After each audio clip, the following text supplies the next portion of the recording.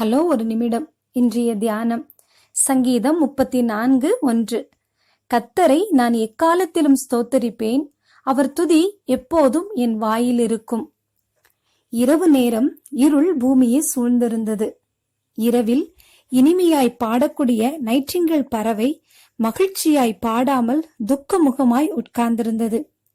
அந்த மரத்தின் கீழ் படுத்திருந்த ஆடு பறவையை பார்த்து, நீ பாடவில்லையே, உன் பாடலின் குரலுக்காக இந்த முழு காடும் ஏங்குகிறதே என்றது. அதற்கு அந்த நைட்டிங்கேல் பறவை, தவளைகளின் சத்தம் அதிகமாக இருப்பது உன் காதுகளில் விழவில்லையா? அது அவலட்சணமாய் சத்தமிட்டு கொண்டிருக்கும் வரை என்னால் பாட முடியாது என்றது. நீ பாடாமல் இருப்பதினால்தான் பறவையே தவளையின் குரல்கள் என் காதில் விழுகிறது. நீ பாடாமல் இருப்பதனால்தான் இரவு நேரம் துயரமாயிருக்கிறது என்று கூறிய ஆடு நைட்டிங்கேல் பறவை பாட வைத்தது. ஆ, எத்தனை இனிமை! அது பாட ஆரம்பித்ததும் அந்த காட்டில் உள்ள அத்தனை அருவருப்பான சத்தங்களும் அடங்கி போயிற்று. ஆம், உன் உதடுகளில் துதியின் துணி இல்லாதனால்தான் உன்னை சுற்றிலும் தவளைகளின் இரைச்சலாகிய முறுமுறுப்பின் சத்தமும் எரிச்சலின் சத்தமும் சண்டையின் சத்தமும் கேட்கிறது.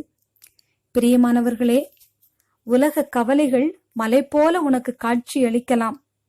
ஆனால் கிறிஸ்துவை துதித்து பாடும்போது அவையெல்லாம் சூரியனை கண்ட பனி போல ஓடி மறையும். அது நிச்சயம். ஆமேன்.